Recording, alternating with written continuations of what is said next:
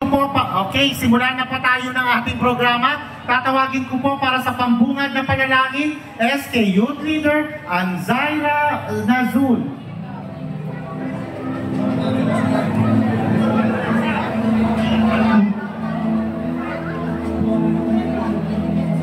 Let's bow our heads to the presence of our Lord.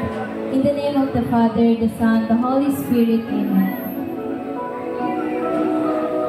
Lord God, thank you po sa araw na to dahil pinagtipon-tipon niyo po yung mga kabataan, yung mga tao po na nandito po para suportahan yung event po na mangyayari ngayon. Lord God, gabayan niyo po sana yung mga papunta, yung mga naiwan po namin sa bahay. Gabayan niyo po sila at iligtas niyo po sila sa mga panganib po na nakapaligid po sa amin. Lord God, kayo na pong bahala sa mangyayari po ngayon. Salamat po dahil binigyan niyo po sila ng ligtas na daan papunta po dito sa gagawing event po na araw na ito. Lord God, lahat po ng mga kasalanan po namin na ibinibigay po namin sa inyo, inililift up po namin sa inyo lahat po ng mga ginawa po namin mali sa araw na ito. Lord God, alam ko po marami pong mga hindi po. Bigyan niyo po sila ngayon, Lord God, ng peace and knowledge po sa araw na to, sa laro na po na to. And sana hanggang sa matapos pong laro na to, sa opening na to, Lord, hanggang sa katapusan, hanggang sa manalo-matalo po, magbigyan niyo po sila ng peace na mind po na tanggapin po kung ano po magiging resulta. Yun lamang po, Lord God, na binibigay po namin sa inyo. As we all pray, glory be to the Father, and to the Son, and to the Holy Spirit. As it was in the beginning, now and never shall be, world without end. Amen. Okay, manatili po tayong nakatayo para sa ating pambansang awit ng Pilipinas. Ilagay po ang ating kanang kamay sa ating kaliwang dibdib.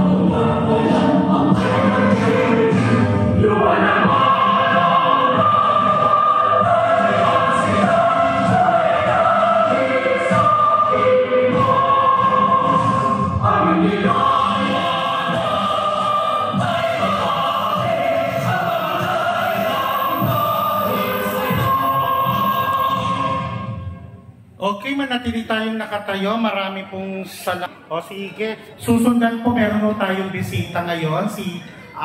Isa sa mga magsasalita rito ay si Kapitana Cresy Del Rosario. Pero hindi siya makakarating dahil kasama niya po sila Mayor Along Malapitan at Congressman Oka Malapitan sa Baguio sa isang pagpupulong o seminar sa lugar na iyon. Inahatid niya po sa inyong lahat na pagsuporta sa kanyang administrasyon kasama ang ating Sangguniang Kabataan Chair, ng CSK Chairman Precious Sena Boliche. Silang dalawa po ay magkatuwang sa pagpapalaganap ng aktibong kabataan dito sa ating barangay. So panatilihin natin ang aktibong maganitong aktibidades sa ating barangay. Sa katuwang ang ating butihing Kapitana Cresy Del Rosario, kasama syempre, palakpakan natin ang ating SK Chairman, walang iba kundi si SK Precious Sena Boliche. Suportahan po natin ang ating kapitan. Suportahan po natin ang ating Kapitana Cresy Del Rosario at syempre, lubos din natin suportahan ang ating SK Chairman Precious Sena Boliche dahil kung susuportahan yung dalawang ito ay patuloy na magkakaroon ng ganitong Inter-Subdivision League taon-taon sa ating barangay.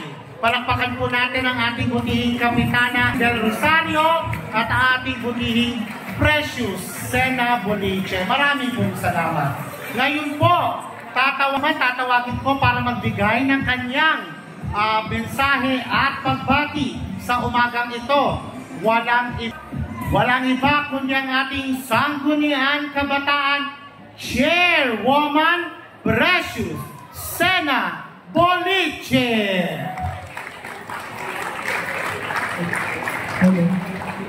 Ano po dito? Thank you po sa lahat ng sumali, taon-taon, lagi. Maraming salamat kahit na taon-taon na nilulunsad natin to, naririto pa rin kayo, hindi kayo nagsasawa sumali hanggang sa yung iba tumanda na. Sana hanggang sa matapos ang ating liga, manatili tayong masaya at ligtas, kaya sa bawat laro nyo po ay galingan at pag-ingatan nyo ang sarili. Maraming salamat po kay Mayor Along Malapitan, Congressman Oka Malapitan sa kanilang suporta po at pag-sponsor para sa ating news competition ngayong araw na to. Gayon din po kay Kapitana President Rosario sa kanyang buong pagsuporta. Sa mga magiging sponsors po, maraming salamat. And mamaya po, yung mga gustong maglaro, sana manatili kayo dito para sa ating bulutan. At para sa ating mga muse, good luck and advance congratulations. Ganun din sa ating mga judges. Thank you so much. Organizers, sa buong BF Homes, Phase 3, sa pangunguna po ni Mama Sam, ni Press Sam, maraming salamat po sa pagpapaunlak sa amin dito sa inyong covered court. Sayang lang, dapat sports complex tayo this year, kaso under renovation. So, kung may liga pa next year, sure na sure complex tayo. Sana po, tuloy-tuloy lang ang ating kasiyahan sa liga na to. Ako po muli si Precious Boliche, and maraming salamat po sa ating mga organizers, SK Council, youth leaders, sa barangay staff, sa lahat po ng nakikita nyo na nag-aasikaso ngayon, maraming salamat po sa inyong lahat. Muli, isang magandang araw at sana huwag mong mawalan. Thank you po. Maraming salamat po. Palakpakan natin muli, SK Chairman Precious Sena Boliche. Palakpakan po natin. Ako po lang ay magbibigay ng isang maiksing mensahe. Ako po si Sam, ang inyong tagapagsalita, ang inyong host sa umagang ito. Ako rin po ang presidente ng BF Home Phase 3.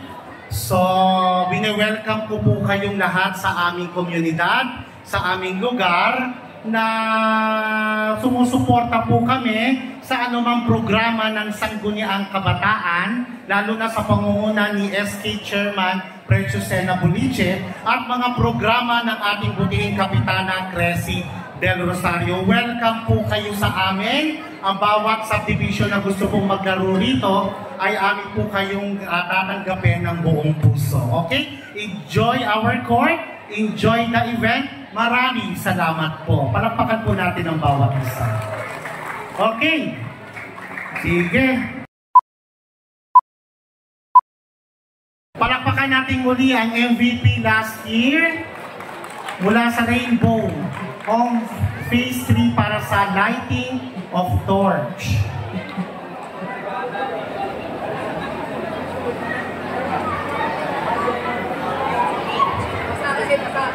Okay, ang lighting of torch ay simbolo ng pagsisimula ng ating Inter-Subdivision Basketball League.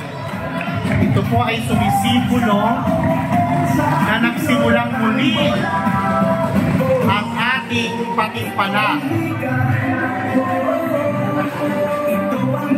Palakpakan natin. Palakpakan natin ang last year most valuable player mula sa Rainbow Homes Phase 3, MVP Roy Urbano.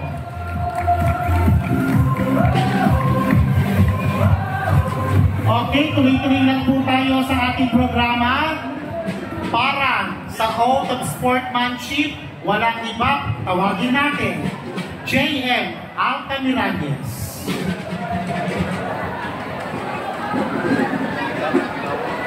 Pwede po yung drums po, yung drums po pahinto lang po muna. Kaya pa rin lang po lang kayo. Yan, pinalaw.